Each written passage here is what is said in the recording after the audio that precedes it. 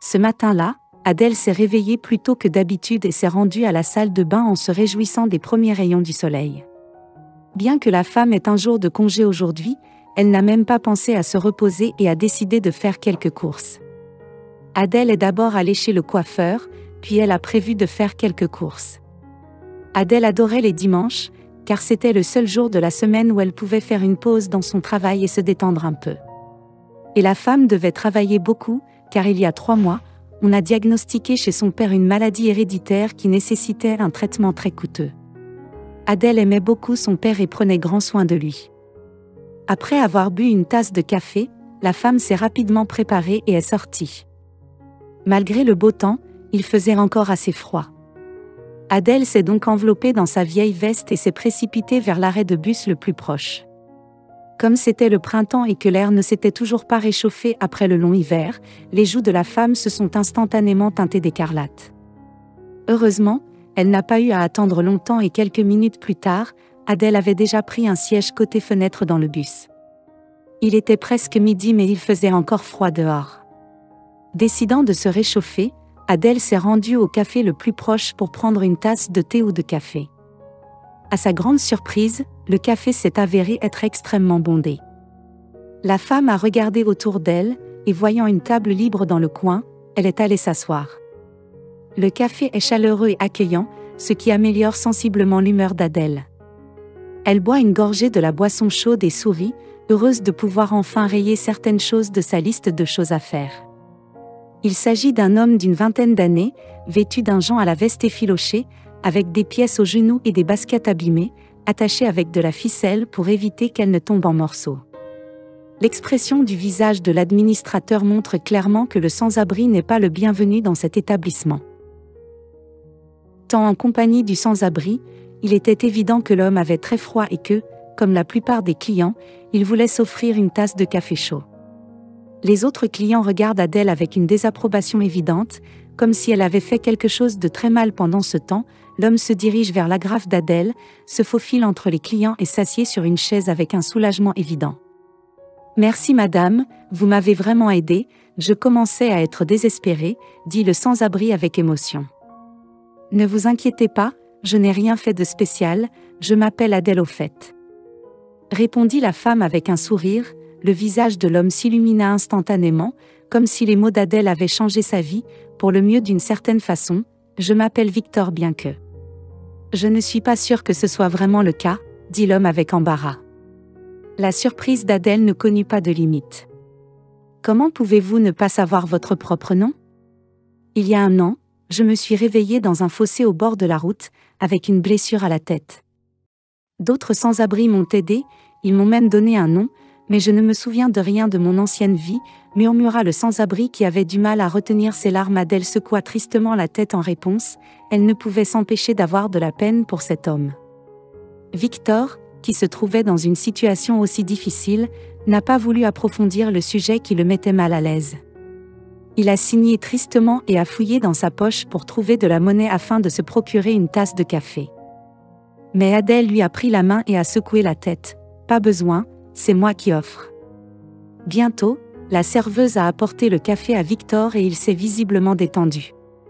Malgré les circonstances inhabituelles de leur rencontre, il ne peut s'empêcher de remarquer la beauté de la femme assise à côté de lui sans même s'en rendre compte. Les jeunes gens se mettent à parler.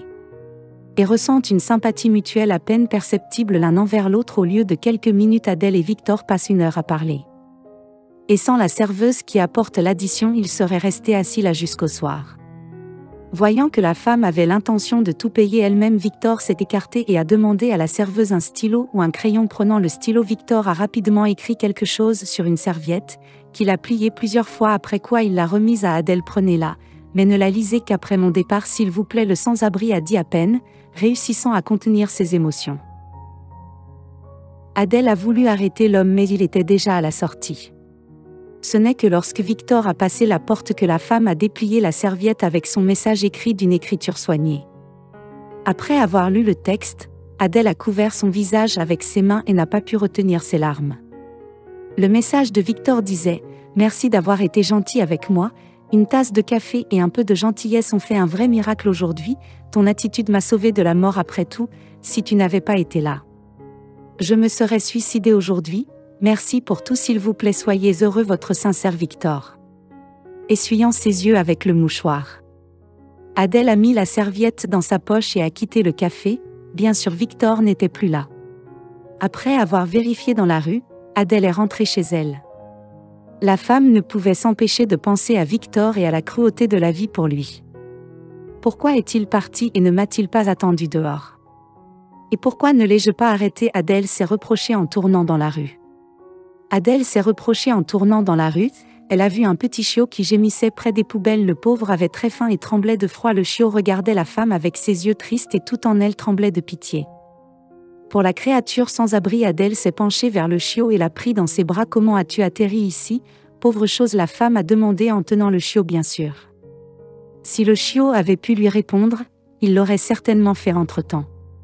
Tout ce qu'il a pu faire, c'est de lécher la joue d'Adèle et de se cacher dans les plis de sa veste. Eh bien, ça suffit, arrêtez, je suis chatouilleux, objecta affectueusement la femme. Ainsi un nouveau locataire est apparu dans la maison d'Adèle, qu'elle a appelé Buddy. Il pouvait arriver à causer beaucoup d'ennuis à sa maîtresse, mais quand le chien a grandi un peu, Adèle a pris en charge son éducation. Buddy est devenu au fil du temps un animal de compagnie exemplaire et très bien élevé. Maintenant qu'un chien était apparu, la femme avait encore plus de responsabilités dans sa vie. En même temps, il ne se passait pas un seul jour sans qu'Adèle pense à Victor, dont les mots s'enfonçaient profondément dans son âme. Le copain aimait se promener dans le parc où il pouvait courir après les écureuils en essayant de les attraper un jour par leur queue duveteuse. Comme s'ils revenaient de leur promenade, Adèle a décidé de s'arrêter dans une épicerie afin d'acheter une friandise pour son animal. L'épicier était déjà habitué aux couples étranges et gardait donc toujours. Adèle était à quelques pas de la charcuterie lorsqu'un 4x4 s'est arrêté et qu'un homme bien habillé en est sorti. En regardant de plus près, Adèle n'a pu contenir ses émotions. C'est impossible, la surprise de la femme était parfaitement justifiée puisque l'homme du 4x4 s'est avéré être le sans-abri Victor. Adèle était sûre que c'était lui. À ce moment, Victor s'est retourné et a vu la jolie femme avec le chien. Adèle, je suis si heureux de te voir. L'homme a dit sans même essayer de cacher sa joie, mais il a grogné de façon menaçante sans savoir si Victor était un ami ou un ennemi. Qu'est-ce que tu fais? Elle voulait dire autre chose, mais l'homme l'a serré dans ses bras et lui a couvert la bouche d'un baiser. Il s'est avéré que Victor était le fils d'un riche propriétaire terrien possédant des millions. Malheureusement, l'orgueil et l'entêtement du père de Victor l'ont empêché de payer les kidnappeurs.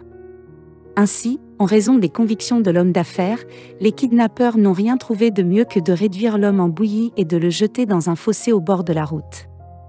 Malgré tout ce qui lui est arrivé, Victor a survécu, bien qu'il ait partiellement perdu la mémoire. En fait, il ne s'appelait pas Victor mais Josh, mais cela n'avait pas vraiment d'importance pour Adèle. Après avoir écouté l'histoire de l'homme, elle a souri pour la première fois depuis des semaines et l'a pris dans ses bras. Tu sais, j'ai réalisé beaucoup de choses pendant ce temps. Ce que tu as fait pour moi dans ce café, ça a littéralement bouleversé ma vie. Après notre rencontre au café, j'ai marché dans la rue jusqu'à ce qu'un homme me prenne par la main. C'était l'entreprise de mon père. Le directeur, il m'a reconnu et m'a emmené chez lui. Ensuite, il y a eu le traitement, et la réhabilitation s'est concentrée sur la récupération de la mémoire. Et pendant tout ce temps, tout ce que je pouvais penser, c'était tu ne me crois peut-être pas, mais j'ai juré que si je te retrouve, je te demanderai de m'épouser.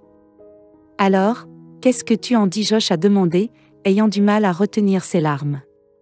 Qu'Adèle soit surprise et choquée serait un grand euphémisme. La femme ne s'attendait pas à être demandée en mariage, surtout là, dans la rue. Tout se passait si vite que ça. Tout s'est passé si vite que cela ressemblait à un rêve. Oui chérie, je vais t'épouser, Adèle a répondu doucement. Comme pour confirmer ses paroles, mais il a aboyé doucement et a remué la queue. Prenant Adèle par la main, le jeune millionnaire l'a fait monter dans son SUV sans oublier son fidèle chien. Adèle et Josh ont déménagé dans l'Ohio où ils ont acheté une grande maison près d'un lac et d'une forêt.